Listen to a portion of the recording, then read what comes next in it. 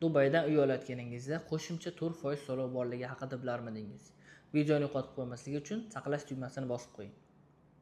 Assalomu alaykum. Bugun Dubay va umuman Birlashgan Arab Amirligida ko'chmas mulk xarid qilayotganda to'lanadigan to'lov haqida gaplashamiz. DLD fee bu o'zi nima? DLD Dubai Land Department, ya'ni Dubayda ko'chmas mulkni qonuniy ro'yxatga oluvchi davlat organi hisoblanadi. DLD fee esa ushbu mulkni nomingizga qonuniy va rasmiy tarzda o'tkazish uchun to'lanadigan to'lovdir. Mijozlarga va investorlarga bu nimani kafolatlaydi? Avvalo, mulk huquqi himoyasi. Ya'ni siz bu to'lovni qilganingizdan keyin mulk sizning nomingizda bo'ladi. Ma'lumotlar davlat bazasida saqlanadi.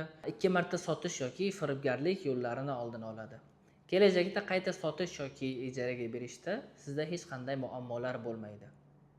Va aytib o'tish joizki, bu davlat majburiy to'lov hisoblanib, bu to'lovsiz nomingizga mulkni o'tkazib bo'lmaydi.